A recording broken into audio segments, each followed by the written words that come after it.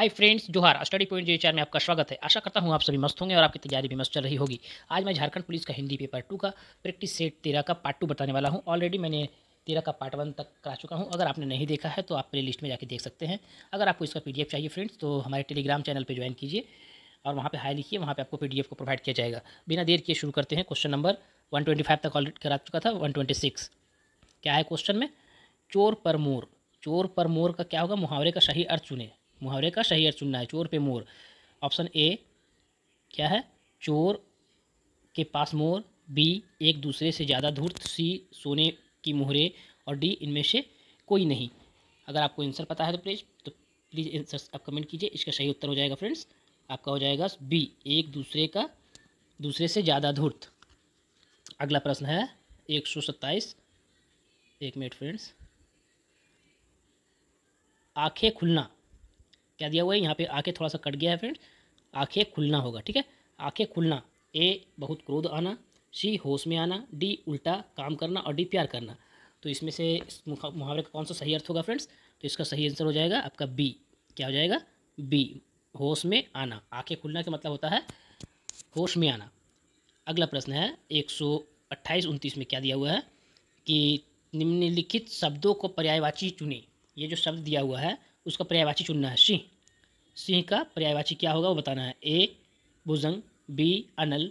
सी केसरी। और डी निर्प। तो इसका सही उत्तर हो जाएगा फ्रेंड्स, इसका सही उत्तर हो जाएगा आपको सी केसरी। क्या होता है? सी केसरी। और भी इसका जो सिंह का पर्यायवाची शब्द होता है जैसे शार्दुल, हरि, पंचानन, नाहर इत्यादि। अगला है अनुचर। क्या दिया हुआ है?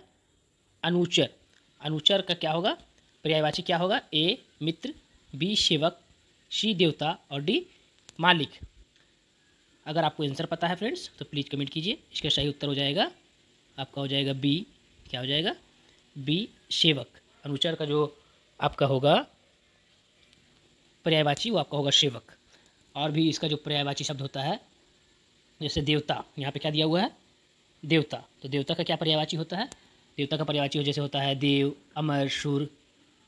उसके बाद मित्र का पर्यायवाची और भी क्या होता है? मित्र, सखा, यार, दोस्त, हमदम, ये सब होता है ना फ्रेंड्स। अगला प्रश्न है 130-31 में क्या दिया हुआ है? वाक्यांशों को उचित क्रम में सजाइए। इसको क्या करना है? उचित क्रम में सजाना है। यानी कि ये जो है रीअरेंज है, इसको अरेंज करना है। क्या है पहला में पी में? 130 का पी में उनके हाथ में देती है। बी क्यू में है लोकतांत्रिक राज्यों में सरकार। सी शासन की बागडोर। और डी अपने निधियों को चुनकर। तो सबसे पहले फ्रेंड्स इसको आपको समझने के लिए, छाटने के लिए इसमें सबसे पहले क्या करना होगा आपको बिना जाने। देखिए ये पे क्या दिया हुआ? उनके हाथ में देती है। लास्ट में देती वगैरह जो शब्द होता है उसके इस टाइप का वगैरह होता है, उसमें आपको लास्ट में आएगा। तो देखिए यहाँ पे पी जो है किस में लास्ट में है। तो देखिए ये तो नहीं है, एस में लास्ट में है, इसमें एस लास्ट में है। तो ये दोनों में आंसर होना चाहिए, है ना फ्रेंड्स। तो आप देखते हैं क्या होगा। इसमें दिया हुआ है पहले क्यू। क्या होगा? पहले क्यू दिया हुआ है। क्यू में क्या दिया हुआ है? शासन की बागडोर। सॉरी, क्यू में यहाँ है लोकतांत्रिक राज्यों में सरकार हो सकता है। उसके बाद है एस, लोकतांत्रिक राज्यों में सरकार। फिर एस में क्या दिया हुआ है? अपने प्रतिनिधि को चुनकर। लोकतांत्रिक राज्यों में सरकार अपने प्रतिनिधि को चुनकर।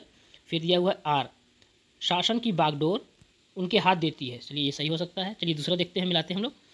दूसरा में क्या दिया हुआ है? एस पहले दिया हुआ है तो एस में पहले अपने प्रतिनिधि को चुनकर, ठीक है।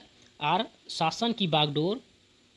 उसके बाद है क्यू, लोकतांत्रिक राज्यों में सरकार उनके हाथ में देती है। नहीं, ये थोड़ा सा रीअरेंज लग रहा। तो इसका सही उत्तर हो जाएगा फ्रेंड्स आपका हो जाएगा बी। इसका सही उत्तर हो जाएगा QSBS। यानी कि आपको पहले ये आएगा लोकतांत्रिक राज्यों में,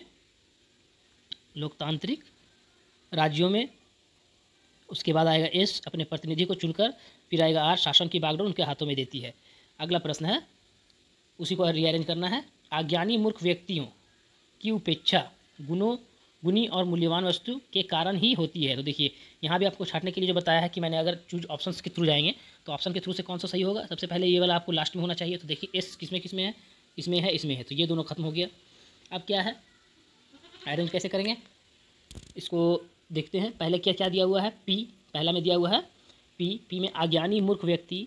फिर क्यू है की अपेक्षा गुनी और मूल्यांकन वस्तु के ही कारण होती है। चलिए दूसरा देखते हैं। सी में क्या दिया हुआ है? RQPS, तो R क्या है, गुणी और मूल्यवान वस्तु, ठीक है। Q का क्या है, की अपेक्षा। उसके बाद P दिया हुआ है अज्ञानी मूर्ख व्यक्तियों, और S क्या दिया हुआ है, के ही कारण होती है। तो इसका सही उत्तर हो जाएगा फ्रेंड्स, आपका हो जाएगा C ही होगा। क्या होगा, C।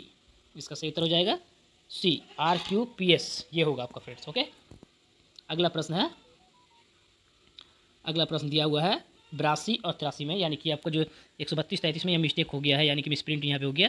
यहाँ पे 132-33 होना चाहिए कि विलोम शब्द चुने। किसका विलोम शब्द चुने, दरिद्रय। दरिद्रय का क्या होगा, विलोम चुनना है। A यश, B धन, C वैभव और D महान। तो क्या हो जाएगा फ्रेंड्स, आपका दरिद्रय का जो होगा विलोम क्या होगा। अगर आपको आंसर पता है तो प्लीज़ कमेंट कीजिए। इसका सही उत्तर हो जाएगा C वैभव। क्या हो जाएगा, C वैभव।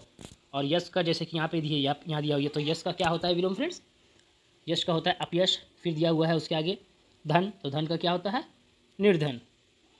अगला प्रश्न है 133 उत्कृष्ट। उत्कृष्ट का क्या बताना है, विलोम बताना है। तो A अपकृष्ट, B कुकृष्ट, C निकृष्ट और D नीचा। अगर आपको आंसर पता है तो प्लीज़ कमेंट कीजिए। इसका सही उत्तर हो जाएगा फ्रेंड्स, आपका हो जाएगा C निकृष्ट। उत्कृष्ट का जो विलोम होता है वो आपका निकृष्ट होता है। बाकी का देखिए क्या दिया हुआ है आगे, जैसे कि यहाँ पे अगर आपको करेंगे नीचा, तो नीचा का क्या होता है फ्रेंड्स, ऊंचा, है ना, नीचा का ऊंचा होता है। फिर कृष्ट, ये जो दिया हुआ है कृष्ट का विलोम क्या होता है, कृष्ट। अगला प्रश्न है निराशा। क्या दिया हुआ है, अब यहाँ पे विलोम नहीं करना है। अब क्या यहाँ पे दिया हुआ है, निराशा। निराशा का क्या करना है, निराशा का संधि विच्छेद बताना है कि सही आंसर कौन सा होगा। तो यहाँ पे देखिए, ए में दिया हुआ है निरा प्लस आशा, बी में दिया हुआ है नी प्लस आशा, सी में दिया हुआ है निर प्लस आशा और डी दिया हुआ है निर प्लस आशा। तो इसका संधि विच्छेद कौन सा सही होगा फ्रेंड्स, वो बताना है। अगर आपको आंसर पता है तो प्लीज़ कमेंट कीजिए। इसका सही उत्तर हो जाएगा सी, निर प्लस आशा। अगला है महोदय। महोदय का संधि विच्छेद कौन सा सही होगा वो बताना है। ए महोदय, बी महो प्लस उदय, सी महा प्लस उदय और डी महान उदय। अगर आपको आंसर पता है तो प्लीज़ कमेंट कीजिए। इसका भी सही उत्तर हो जाएगा फ्रेंड्स, आपका हो जाएगा सी। क्या हो जाएगा, सी, महा प्लस उदय का होता है महोदय। 136 में क्या दिया हुआ है कि इस वाक्यों के शुद्ध रूप का चयन कीजिए। ये जो वाक्य दिया हुआ है उसमें से कौन सा सही लिखा हुआ है वो बताना है। चलिए वाक्य पढ़ते हैं। मेरा बेटा और बेटी पटना गई, नहीं ये अशुद्ध है। मेरा बेटा और बेटी पटना गया है, ये भी गलत है। मेरा बेटा और बेटी पटना गए हैं, मेरा बेटा और बेटी पटना गए हैं। तो इसमें से दोनों में फ़र्क क्या है फ्रेंड्स, मेरा बेटा और बेटी पटना गए हैं, मेरा बेटा और बेटी पटना गए हैं, इसमें कुछ फ़र्क तो समझ में नहीं आ रहा है। तो कोई भी आप इसमें से आप मार सकते हैं। अगर आपको सही है, दोनों सेम है, तो सी है आंसर, कोई भी दे सकते हैं, सी या डी, कोई भी इस पर आंसर दे सकते हैं। मेरा बेटा और बेटी पटना गए हैं, इस तरह का आपका वाक्य शुद्ध होगा। अगला है वह दंड देने योग्य है। क्या है 137 में, वह दंड देने योग्य है। बी है वह दंड के योग्य है, सी है वह दंड लेने योग्य है और डी वह दंड पाने योग्य है। अगर आपको आंसर पता है तो प्लीज़ कमेंट कीजिए। इसका सही जो हो जाएगा आपका शुद्ध वर्तनी वो आपका हो जाएगा बी, वह दंड के योग्य है। क्या सही होगा, वह दंड के योग्य है। अगला है 138 में, एक मिनट फ्रेंड्स, देखिए यहाँ पे दिया हुआ है 138 में, जिस दिए गए अनेक, यहाँ पे क्या दिया हुआ है, दिए गए अनेक शब्दों के लिए एक शब्द चुने। दिए गए अनेक शब्दों के लिए एक शब्द चुने। तो अनेक शब्द क्या है, जिसे सबसे पहले गिनना उचित हो, जिसे सबसे पहले गिनना उचित हो, इसको क्या कहते हैं। ए अग्रगण्य, बी अगण्य, सी अनगण्य और डी अगणित। अगर आपको आंसर पता है तो प्लीज़ कमेंट कीजिए। इसका सही उत्तर हो जाएगा फ्रेंड्स, आपका हो जाएगा ए अग्रगण्य। जिसे पहले गिनना उचित हो उसे क्या कहते हैं हम लोग, अग्रगण्य। अगला है जो कानून के अनुकूल ना हो, जो कानून के अनुकूल ना हो उसे क्या कहते हैं। ए जघन्य, बी अवेग, सी कानूनी और डी अवैध। तो इसमें तो आपको क्लियर पता चल रहा है, जो कानून के योग्य ना हो उसे हम लोग क्या कहेंगे, डी अवैध। क्या होता है, डी अवैध। जो जैसे जब कानून के विधि के अनुकूल ना हो अर्थात वैध ना हो उसे अवैध कहा जाता है फ्रेंड्स। अगला है 140, रिक्त स्थानों को पूर्ति करें। क्या है, रिक्त स्थान को पूर्ति करना है। श्री रामचंद्र जी के धनुष से छोड़ा गया बाण कभी निष्फल नहीं होता। श्री रामचंद्र जी का बाण था, कैसा था। ए अभेद्य, बी अमोघ, बी सफल, सी अमोघ और डी त्वरित। अगर आपको आंसर पता है तो प्लीज़ कमेंट कीजिए। इसका सही आंसर हो जाएगा फ्रेंड्स, आपका हो जाएगा सी, अमोघ। क्या होगा? अमोघ। श्री रामचंद्र की बाण अमोघ था। अगला है 141, आसमान से गिरा। आसमान से गिरा और डाइस में लटका। कहाँ अटका? पाताल में लटका, छत पर, छत में लटका, खजूर में अटका और दी घाटी में अटका।